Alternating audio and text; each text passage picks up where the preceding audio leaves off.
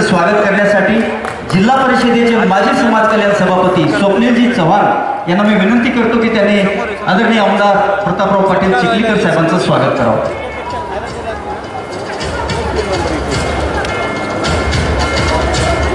आपण या व्यासपीठावरती जर नजर टाकली तर या व्यासपीठावरील नेमण्यापेक्षा जास्त प्रमुख मंडळीने चिखलीकर साहेबांच्या नेतृत्वामध्ये राष्ट्रवादी काँग्रेसमध्ये प्रवेश केलेला आहे आणि या ठिकाणी चिखलीकर साहेबांचं स्वागत आदरणीय स्वप्नीलजी चव्हाण साहेब हे करतायत।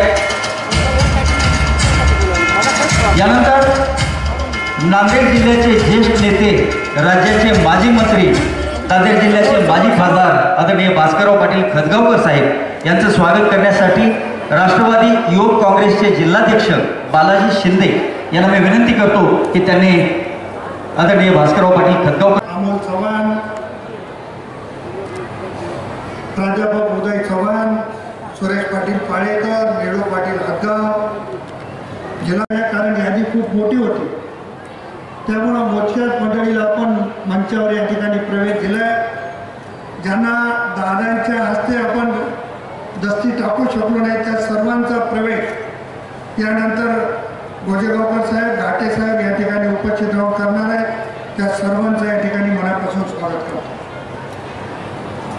दादा हा आपल्या या जिल्ह्यातला तिसरा दौरा आहे आणि आता सगळ्याचे मेहणे राष्ट्रवादी काँग्रेसमध्ये यायला लागले। यापूर्वी अशोकराव चव्हाणांचे मेहणे खतगावकर साहेबांनी राष्ट्रवादी काँग्रेसमध्ये प्रवेश केला। आता सुधाकरराव नाईक साहेबांचे मेहणे केशवरावजी चव्हाणांचा प्रवेश होतोय। माझे मेहणे शिल्लक राहिले त्यांनाही थोड्या दिवसामध्ये आपण राष्ट्रवादीमध्ये घेऊ। आज या प्रवेश सोहळ्याचं वैशिष्ट्य असं आहे की अशोकराव चव्हाणांचे पुतणे आणि नांदेड वाघाळा महानगरपालिकेचे नगरसेवक प्राध्यापक उदय चव्हाण यांचा प्रवेश होतोय। या भागाचे माजी आमदार किशनरावजी राठोड यांचे नातू संतोष राठोड यांचा प्रवेश होतोय।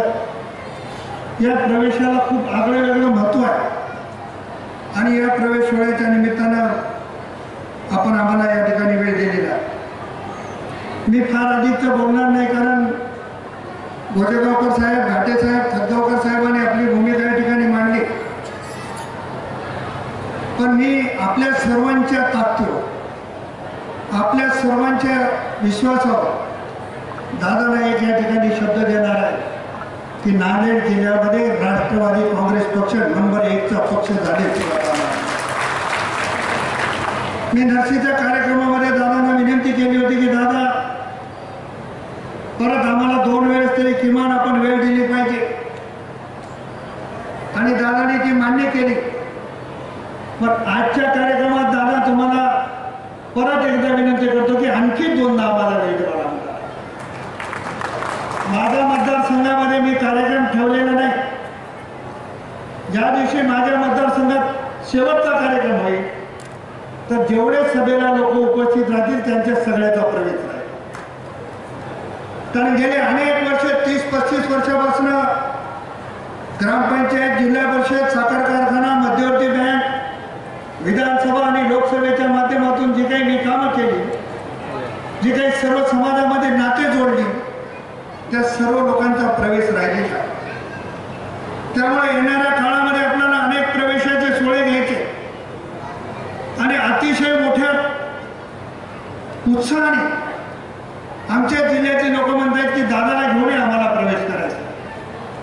मी काल काही आमच्या 3-4 माजी नगराध्यक्षाला गोजेगावकर साहेबांनी आम्ही बरोबर बसलो, त्यांना आम्ही विनंती केली की आपण बाराडीच्या कार्यक्रमामध्ये प्रवेश केला पाहिजे। त्यांनी सांगितलं की बाराडीला जेवढी पब्लिक आहे, नरसीला जेवढी पब्लिक होती तेवढीच पब्लिक आम्ही जमवतो, पण दादाला तुम्ही आमच्या गावात घेऊन आलं पाहिजे अशा पद्धतीचा आग्रह काही लोकांचा। त्यामुळे लोकांना असं वाटायला लागलं की आपल्याकडे बघण्याचा दृष्टिकोन लोकांचा असा आहे की बोले कैसा चाले, असा या महाराष्ट्रामध्ये नेता कोण तर त्याचं नाव अजितदादा पवार आहे।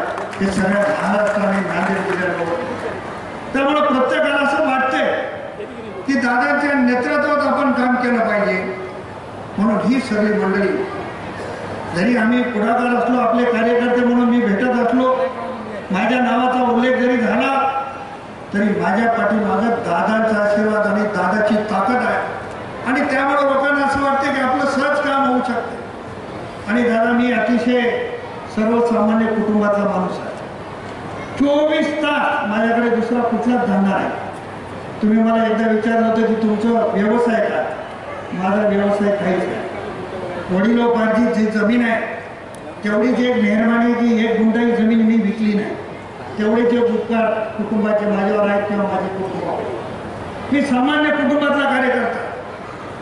पण माझं काय म्हणतात याला, कशाला नशीब लिहिले मला माहिती नाही. जन्मलं तेव्हापासूनच संघर्षच आहे. आणि संघर्ष कोणासोबत आहे अख्ख्या जिल्ह्याला माहिती आहे, त्याच्या नावाची गॅरंटी. पण मी माझ्या आयुष्यामध्ये कधी कोणापुढे झुकलो नाही आणि मरेपर्यंत कोणापुढे झुकणार नाही, ही भूमिका मला माहिती आहे की दादासारख्या नेतृत्वामध्ये मी दादाला गाडी देताना म्हणालो की मी लोकसभा का हारली त्याचं अतिशय उत्तम उदाहरण दादाला देण्याचा प्रयत्न केला. मी ज्यांना हरवून लोकसभा जिंकली आणि त्यांचा प्रवेश झाला आणि मी लोकसभा हारली, त्यांच्यामुळे हारली असं नाही, पण लोकांना ते आवडलं नाही. पण बरं झालं मी लोकसभा हारली, तुमच्या नेतृत्वात काम करायला संधी मिळाली, नाहीतर मी लोकसभा जिंकली असती तर अशा नेत्याला नको असतो, अशी परिस्थिती निर्माण. मी लोकसभेचा खासदार म्हणून त्या भागामध्ये अनेक कामं करण्याचा प्रयत्न केला. त्या भागामध्ये अनेक देवस्थान आहेत, अनेक मठसंस्थान आहेत. येवतीसारखं मठसंस्थान असेल, कमनूरसारखं संस्थान असेल, बेटमोगऱ्याचं संस्थान असेल, हानेगावचं संस्थान असेल, या सगळ्या संस्थांना मोठ्या प्रमाणात निधी मिळवून देण्याचं काम लोकसभेचा सदस्य म्हणून मी त्या ठिकाणी केलेलं आहे. त्याचा आवर्जून उल्लेख मी या ठिकाणी करणार. लेंडी प्रकल्पाच्या संदर्भात महायुतीचं सरकारचं, राज्याचे मुख्यमंत्री आदरणीय फडणवीस साहेबांचं, आदरणीय दादांचं, आदरणीय शिंदे साहेबांचं मनापासून आपल्या सर्वांच्या वतीने मी अभिनंदन करणार आहे. 39 वर्षापासून प्रलंबित असलेला लेंडीचा प्रकल्प आपल्या काळामध्ये मार्गी लागला. मी लोकसभेचा सदस्य असताना यासाठी खूप प्रयत्न केले. लोकसभेचा सदस्य असताना केंद्राकडे हा प्रकल्प घेऊन केंद्राने मोठ्या प्रमाणात निधी दिला पाहिजे असा प्रयत्न केला. पण दुर्दैवानं मला यश आलं नाही, पुढच्या निवडणुकीमध्ये हरलो. परंतु आज महायुतीचं सरकार आलं आणि या महायुतीच्या सरकारने दादा आपल्या नेतृत्वामध्ये लेंडी धरणाचं काम सुरू केलं. त्याबद्दल सर्व जनतेच्या वतीने या ठिकाणी मनापासून मी गेल्या अनेक वर्षापासून उदगीर देगलूर रस्त्याचा प्रश्न होता. माझ्या माहितीप्रमाणे 20-25 वर्षापासूनची ही मागणी सातत्यानं पुढे येत होती की उदगीरहून देगलूरला यायचं असतं तर किती वेळ लागतो. परंतु आदरणीय गडकरी साहेबांच्या पाठीमागे लागलो आणि उदगीर देगलूर रस्ता पूर्णचा पूर्ण मंजूर केला.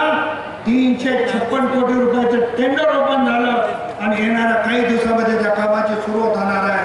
हे काम करण्याचं भाग्य माझ्यासारख्या कार्यकर्त्यांना